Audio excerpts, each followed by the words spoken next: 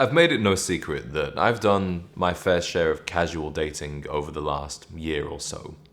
I moved to Chicago as a newly single man, and for the first time in a couple of years, I was taking advantage of the bar scene, taking advantage of the dating apps, and honestly having a great time meeting lots of new women and going on lots of new dates. Now, from that experience, I've learned a lot about what I'm looking for in a potential partner, and also exactly how to play the game of modern romance. But I've also discovered there is a huge hidden cost to this method of casual dating.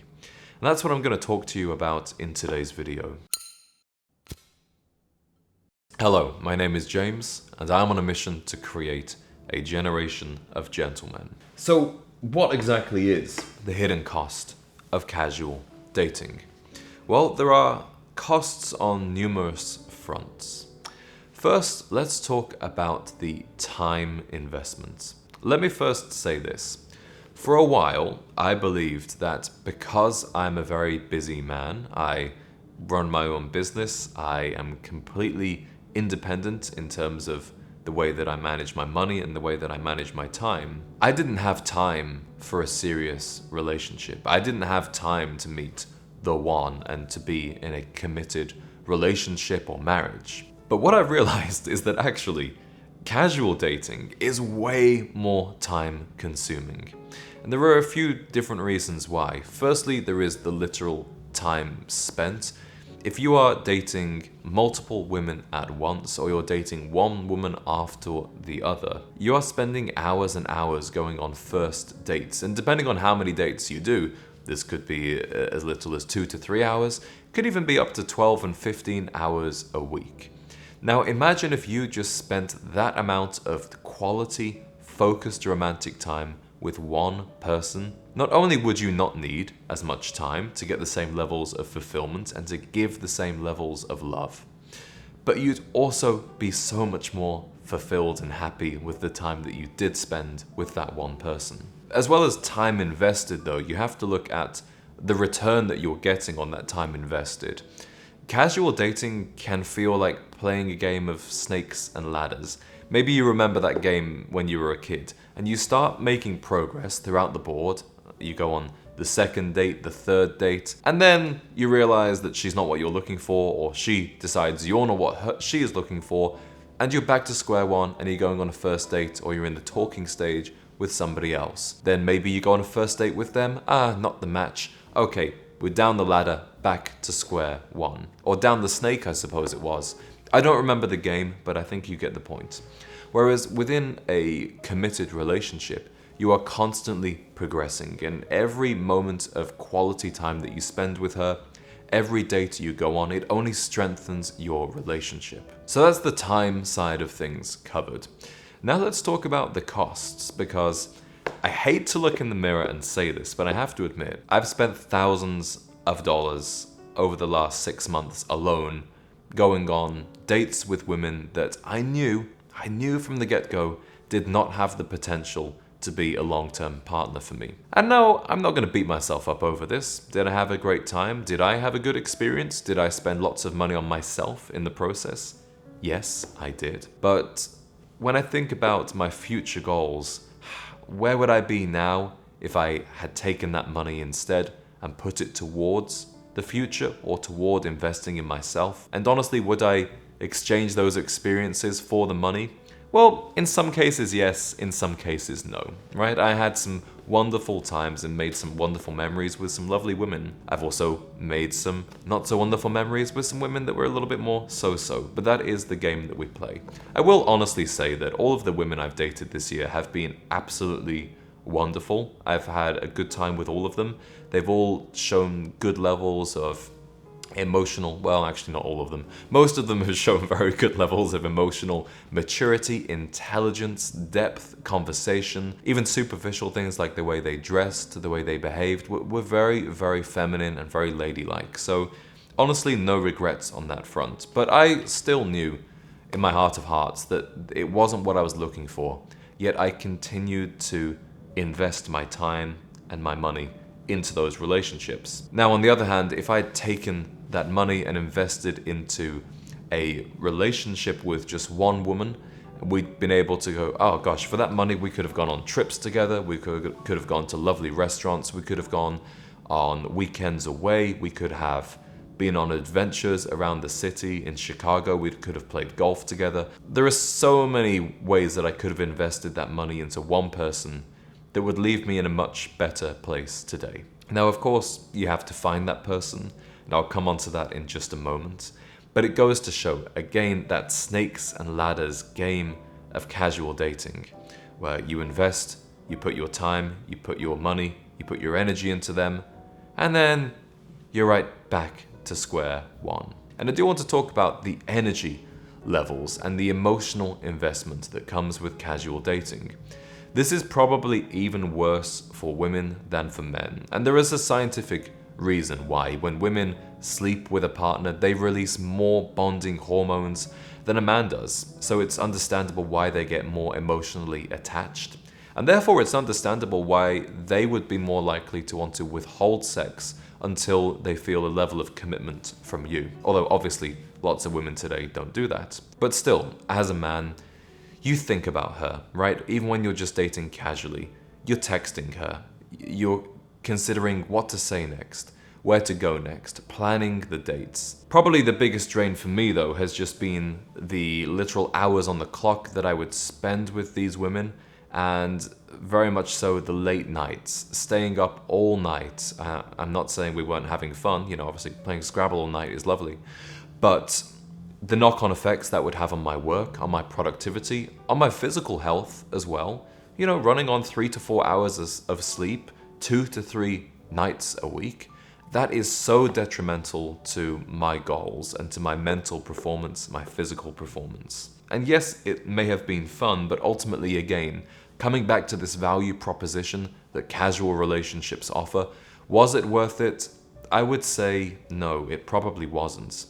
Whereas when you're pursuing things with somebody that you are taking more seriously, there may be more of a tendency to actually take things slower, to not do the sleepovers until you believe there is the real potential for something serious. And when you take things slower, things are also less crazy. One thing I don't like about casual dating is that there is always this new novelty. There's always the dopamine and the excitement of somebody new, and feeling like you want to take advantage of that moment. You want to seize that opportunity. Let's stay up all night together. Let's go to this restaurant. Let's go away together. Let's feed and enjoy this bonding hormone, this dopamine, this rush that we have because we just discovered each other. But then you end up doing that 3 to 4 times with 3 to 4 different women consecutively, and it just leaves you feeling completely burned out. Whereas when you're building something real, yes, there will be that rush, there will be that excitement, but you don't have to do things quite so quickly and quite so sporadically. You can actually build it in a more slow, in a more genuine way. So where does that leave me now as a single 27-year-old living in Chicago? One of the reasons I don't regret this period of casual dating is because it did help me figure out exactly what I'm looking for. I know what a good date feels like, I know what a bad date feels like. I also know what to look for on a first date that will indicate whether or not she is the type of woman that I am looking for. During this time, I've also figured out a much clearer idea of where I'm headed in the future and the kind of role that I will need my wife, my life partner to play in that future life.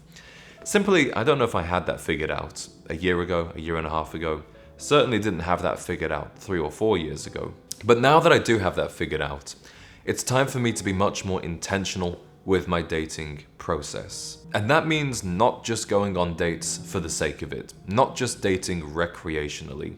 And quite frankly, my life is full enough without that kind of stuff.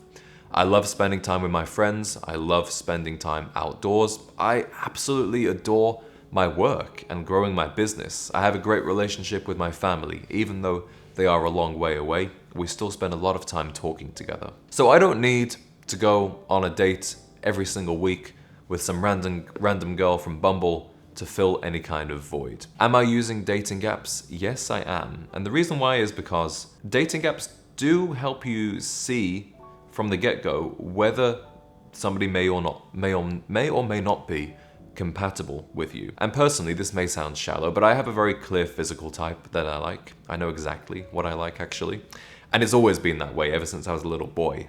So for me to be able to see that up front is incredibly helpful. But you can also see things such as political views, religion, interests, and the way they present themselves on the dating app. It tells you a lot about them. So I do like that for a highly focused approach. At the moment, I haven't found anybody on the app that I have particularly wanted to go on a date with, but that's okay. I'm also just focusing more on going to the places that I enjoy going to, being extroverted, being socially open, striking up conversations. And if I feel like the fit might be there, if they may be what I'm looking for, then absolutely I will invite them on a date. And when it comes to the dating process, I'm taking things a bit more slow and steady. We don't have to go for the extravagant dinners right away. Let's actually do something outdoors. I think it's partly my own laziness that has been insistent on dinner dates all of the time, because it doesn't require any imagination from me. I don't need to think about what she may like, think about our shared interests.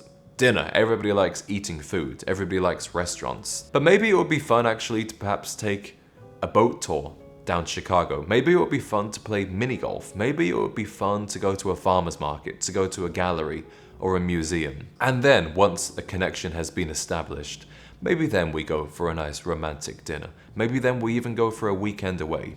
I'm not afraid to invest in the right person, but previously I've been throwing darts at a board with a blindfold on and leaking money out of both pockets in the process. So, as you can probably tell, I'm not too disheartened, I'm not too mad with myself.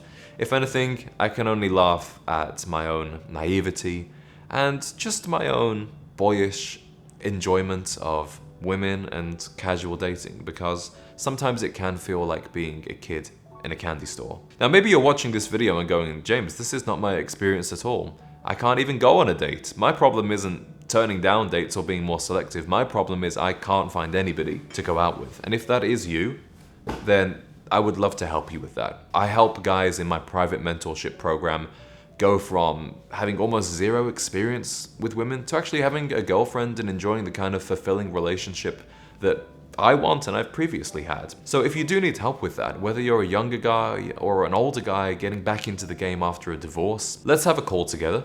Just an honest and open discussion about where you're at right now, some things you may be struggling with, and also we can figure out together exactly how we can help you. So that's for the guys in my private mentorship program. If you're interested, just book a call with me and I really look forward to talking with you. If you're not interested, no worries, then just keep enjoying these videos. Remember, you can get the official Gent Z tie that I have behind me. You'll see the link around here to pick up one of those. I hope you're enjoying this new format of me being a little bit more casual and candid with the camera. It really is my intention to just share a bit more of my personality with you and to break out of the rigidity of my older video format. So I'll see you guys in the next video. And of course, thank you very much as always for watching.